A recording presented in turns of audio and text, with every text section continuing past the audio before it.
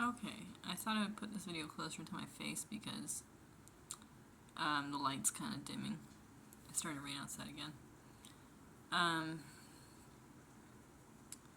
So I just wanted to share with you guys some sort of overused happy thoughts that you don't have to give up, and if you believe anything can happen. If you believe anything can happen. It's kind of not really a statement.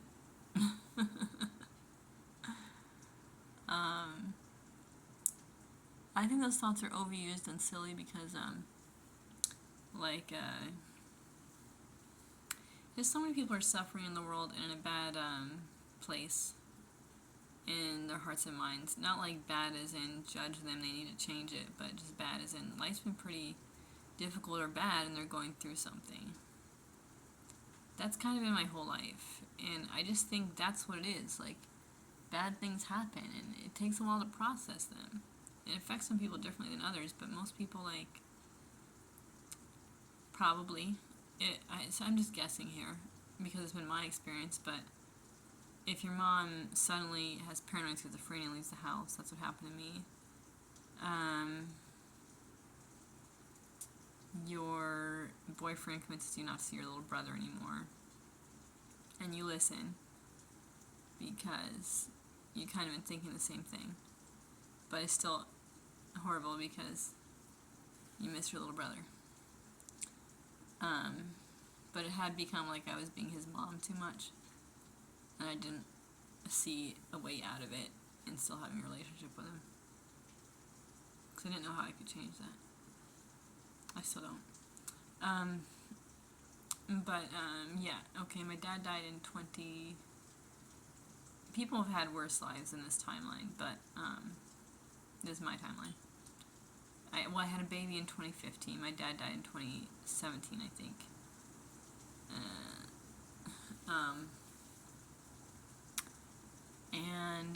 Now my mom's recovering from some physical issues that were going on with her at a rehabilitation facility. She's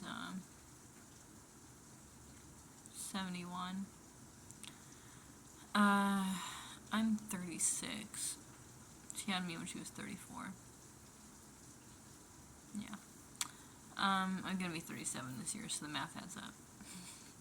Don't worry. People on the internet get so weird about things. And they would never say to someone in person. Of course, some people do say these things to people in person, which may be better, maybe worse. I'm more of the, you can't say something nice, don't say anything at all, faction of humanity. But also, like, I think it's, like, important to speak your mind in certain situations. Like, if you're feeling walked over, well, you can kind of let it go if that person feels dangerous to you and just not say anything back, like if you're in a store or something, which has never happened to me in a store. But I'm just saying, like, you don't want anyone following you home. It might be creepy. So you don't always want to, like, of course, standing up to them might help you and might deter them from following you home or something. Which no one's ever followed me home. Well, someone got near close, but it was when I was wearing this dress walking down the street. Yeah. So, I had walked up to his car, I don't know why, because I didn't really want to be, put in a bad situation with a guy. And he had stopped kind of in a shop where I was walking past. I was just walking back from my, like, psychiatrist appointment to, where I live. And,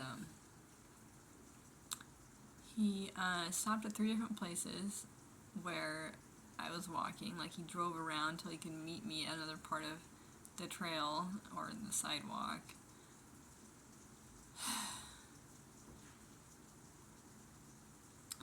It was just kind of scary. Another guy did that another time to me. I think it was about 3 times as well. And then, like, the last time when I still didn't get in his car, he was like, "Hey!" Like he was enraged, like he couldn't believe I wouldn't get in his car. That happens a lot in Houston to me, especially when I walk on the main road instead of the trail. And sometimes I want to walk on the main road because it feels like less depressing because there's cars going by, so it's more social to my mind. It kind of gives me some sort of emotional high because I'm not usually around anybody. So cars passing by, maybe looking at me, maybe not, feels very, feels like the most social interaction I get during the week, unless I have a doctor's appointment. Which is kind of sad, but it's just also my life. It's not that big of a deal. I mean, it's sad if you think like you have to be around people all the time. I would like to be around people more, but they have to be people that, like, I can kind of tell, like, aren't using me. Or just have the same sense of care for others as I do. Because I've just been used way too much. And it's just kind of silly, like, my brother, I always say his name because it's hard to tell a story without saying his name. But I don't want to say he's an awful person, it's just like, he said I'm not positive enough a couple months back. Might have been, yeah, it was last year. But I told him that really bothered me, and I don't really subscribe to the philosophy that I have to be a certain amount of positive to be a worthwhile individual. Because that's all someone's really saying when they say, like, you're not positive enough or you're not doing enough. It's kind of like, well, they're feeling like they're not doing enough, and they're feeling like they're not positive enough. Also, it's like a minor judgment. It's mostly about them, but it's a minor judgment against you for not being like them. So that's kind of what it is coming up to me right now. But it just hurt my feelings a lot, because it's just like, I try so hard. And part of what I try to do is I try to have a good attitude. And, that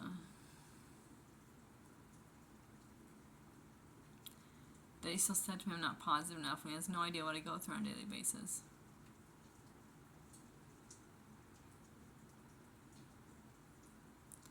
Yeah, and gradually I've been able to make my life a little better. By, well, I was really struggling with this dizziness that kind of kept me in bed a lot. And so I would just get up to, like, make a quick meal and use the restroom and stuff. Shower here and there. Like every 3 days or something.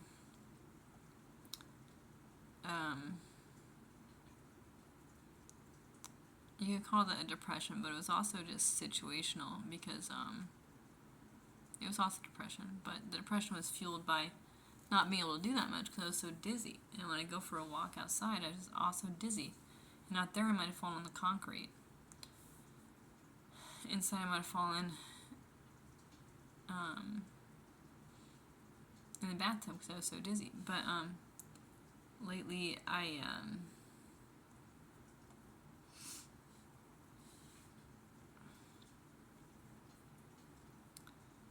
lately I haven't been so dizzy.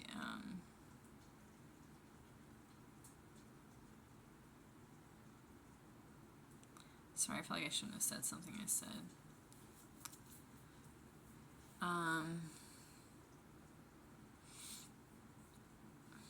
Sorry, I have tissue, I forgot. Or toilet paper.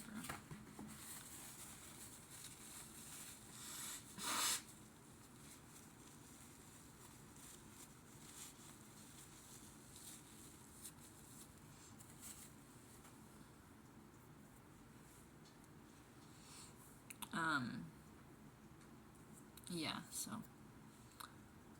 I don't know why it's feeling like making me cry. I still go through it, like, a little bit here and there. I feel like I'm gonna fall over, more of like a musculoskeletal thing recently.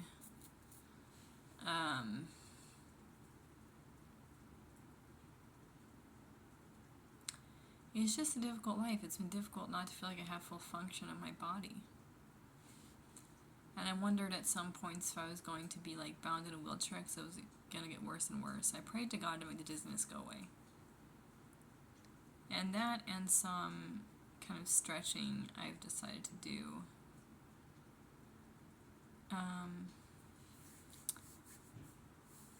And I did like the moves for like vertigo, the certain body. It's like you lay on one side of your head, mostly off the bed edge, and whatever, you can look that up. There's a exercise for vertigo if you're dizzy.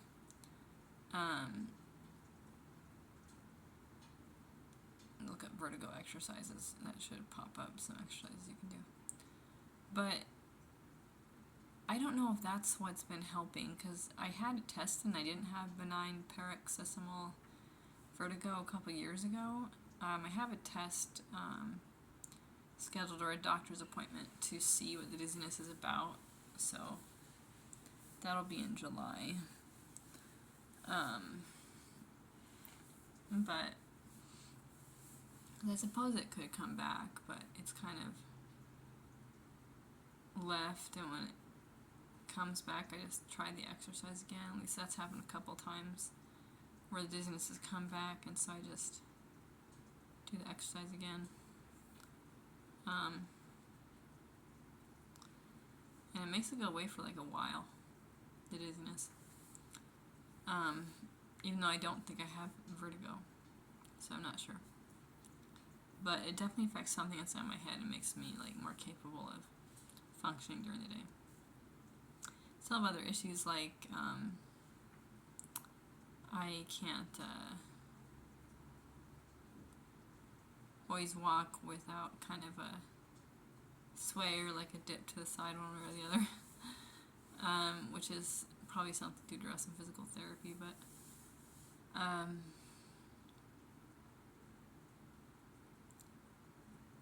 it's just been like such a hard journey, like feeling like I can't really like walk like a normal person, or I'm afraid when I'm walking that I'm gonna fall.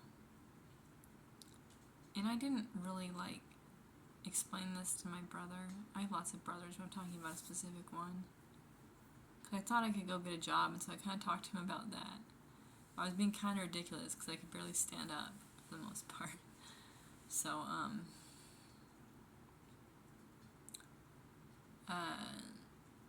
by that I mean when I stood up I felt dizzy, which kind of happens to people if they get from a laying position to a standing position. But it was more than that. It's more than passing dizziness. And I get this fear that if I talk about it, it'll come back. Like that's what the success theory stuff did to me. It was kind of hammered in my head by my ex-husband when we were together.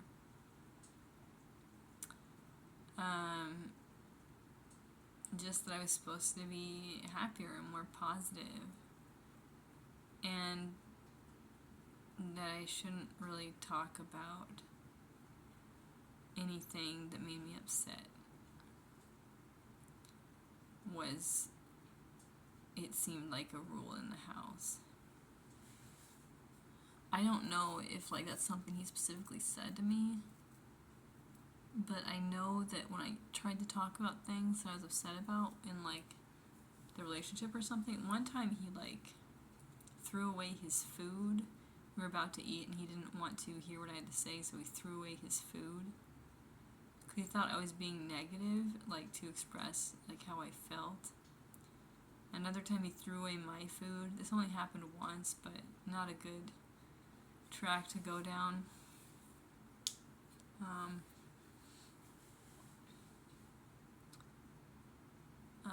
Yeah, I ended up cheating on him at one point. I was living with my dad at that point. We had kind of separated, but we hadn't really talked in like a month. I was living with my dad, and I was like angry at him, so I just found a random stranger online and slept with him. And I did this a few more times. Well, it was like 8 to be exact. Different people. But that was all through like a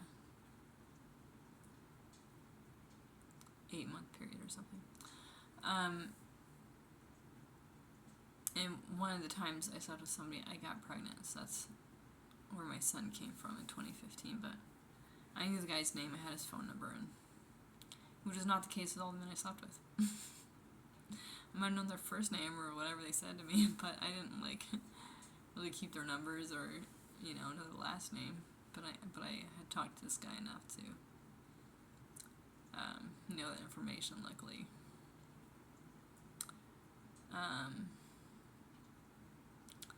But anyway, so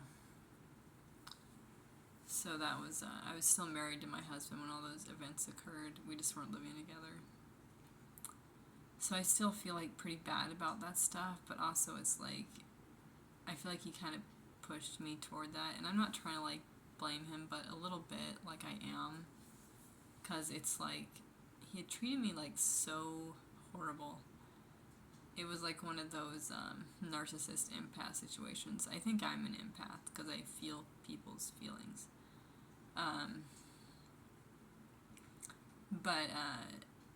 Yeah, and when I watch those narcissist videos online, I'm like, he kind of checks all the boxes, which I kind of knew because like we had this door in a bathroom that said like all the things you might be feeling if you're with someone who is emotionally abusing or gaslighting you, because there's other ways to emotionally abuse someone, I suppose. That's what I remember it saying, but it might have been something slightly different. It was through the student something. It was like through the counseling department of the university. And I went sporadically to different counselors to talk to them.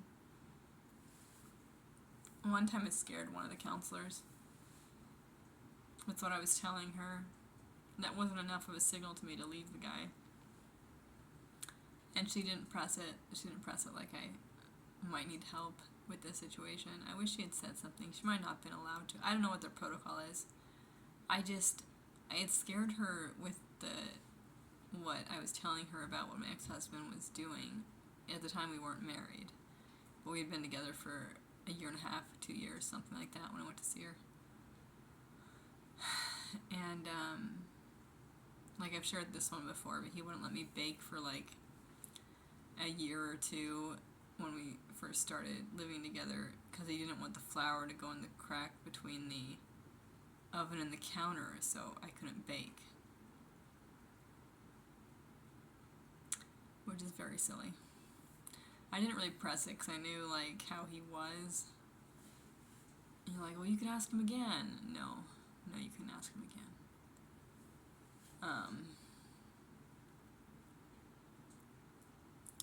One time he tried to convince me we never watched Pulp Fiction together because he couldn't remember watching it with me. But we definitely watched Pulp Fiction together, and I tried to convince him of it, but it was never like a fight I could win. Like anything I said, like I was wrong. That's all it was. I was wrong. It's just like I don't know what was wrong with that man or what happened to him in his life, but it's just like it doesn't give him the right to torture other people. It really affected me, that relationship. Made me think I was wrong about everything, kind of stole my identity, who I thought I was, which I thought I was like pretty at the time. I thought I was a great person. I thought I was hardworking, all these things. So the part that thought I was a great person, that was pretty, left. I still felt my soul kind of crying out like I could still change something here. Like, but the part of me that thought I was great wasn't there anymore. the part of me that knew, like, had some belief in myself was still there or started to grow again, like, amidst the abuse. And I started making a plan to leave him, like, soon after we were married. It might have been a little bit before that. But I just was so scared to leave him because I didn't feel like society would accept me. I didn't feel like I'd be able to make any friends, which has generally been the case. I don't know if it's something about my personality, but or it's many of the places I go, which is mostly nowhere.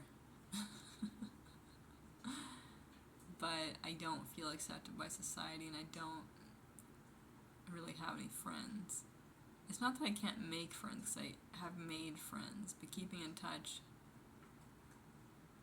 has been kind of sometimes something I don't want to do because I find a flaw in who they are. Or sometimes I just feel disconnected from them emotionally, like, we haven't really shared anything of, like, I'm a Scorpio, by the way, but we haven't really shared anything of, like, who we are at a depth of a level, and I just can't do this fake friendship thing anymore where we just, like, or, like, where I talk about how I'm doing and the other person won't talk about how they're doing at all, and it's just, like, what kind of relationship is that? Because I have one kind of friend like that right now, but he never talks to me about how he's doing for the most part, so. And I just feel like I'm supposed to divulge information about how I'm doing, but I don't really want to.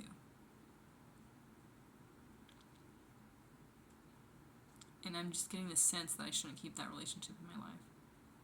So I didn't answer his last text, which was like 5 days ago. I met him at a mental hospital I was at. I think it was called Bel Air.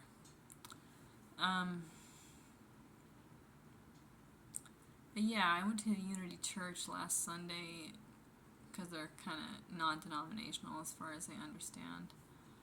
And didn't really talk about God much at all. They sang about God a little bit. Which I would have preferred, like, a little bit of talk about Jesus and God, because I like Jesus and I love God. That sounds a little too Christian, but I don't necessarily believe Jesus died for our sins. I don't want you to click off my video. But I do believe in God. I do pray to God. That's as far as I am as far as religion right now. It's been that way for a long time. But for a long time I didn't believe in God. There was like a good 7 or 8 years I didn't believe in God as an adult. So I had a friend tell me to start praying even if I wasn't praying to God, even if I was praying to my sofa, whatever. She didn't say that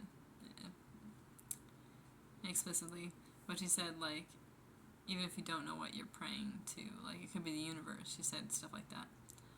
So I prayed to the universe and gradually changed to,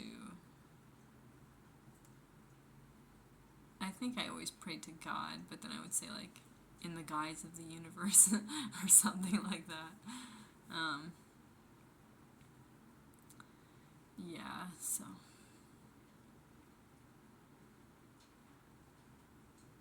I'm just missing connection in my life. Just like to really connect with some people. I feel like I can help people. And that's kind of my mission here. But I don't know how to go about that. Like, am I supposed to, like, bring my little microphone and speaker,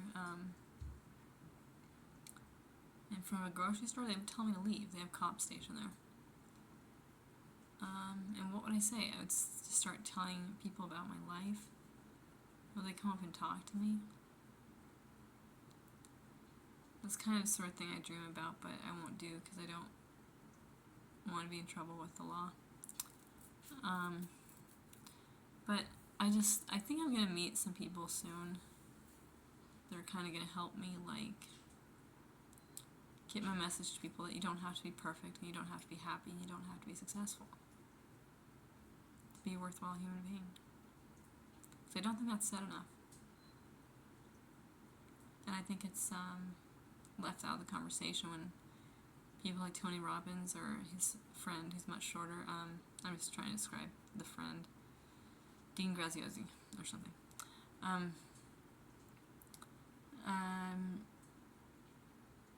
When they talk, it's all about, like, well, you're behind if you're not ahead.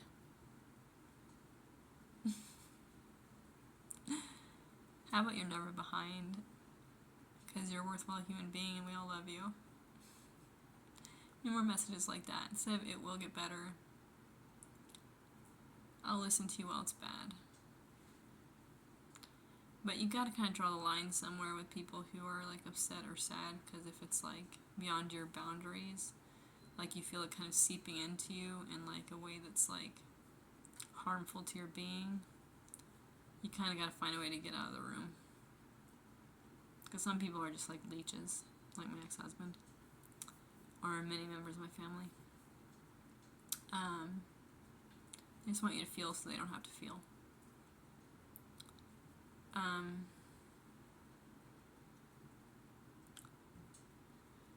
Yeah, I mean, I don't really identify myself as an empath, like, when I'm going on a walk. It's not something I even think about a lot. But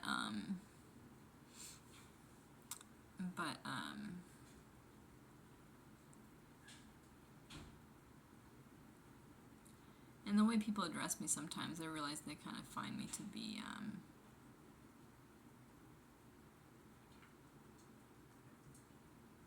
nice or kind.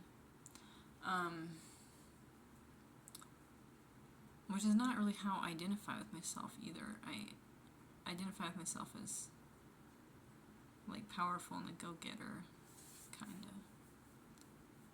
Yeah. But, it doesn't necessarily matter if I'm a go-getter or not. That just happens to be my personality. And I haven't been able to go-get because my body's kind of limiting me right now, and my lack of a car. Because it's like, when it's this hot in Texas, you can't walk everywhere. Or walk to the bus is pretty difficult. But I can walk 9 minutes to the bus, just like I can walk a 10-minute round. But then I'm pretty exhausted, or would be. Because it hasn't been too hot yet, but it's starting to get hot.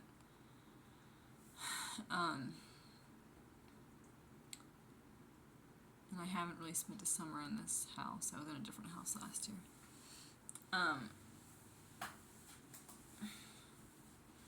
Yeah. So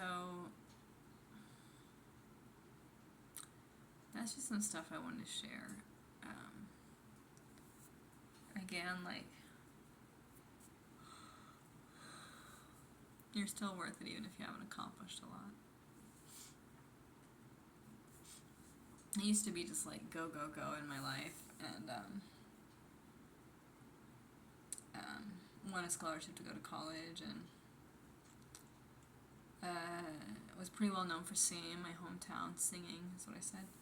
I thought I mumbled, but which is stuff mostly I look back on and I'm like, why aren't I doing that anymore? I know the reasons are just I'm too exhausted. I can't, like, go, go, go anymore. I would, like, really, really not take any breaks.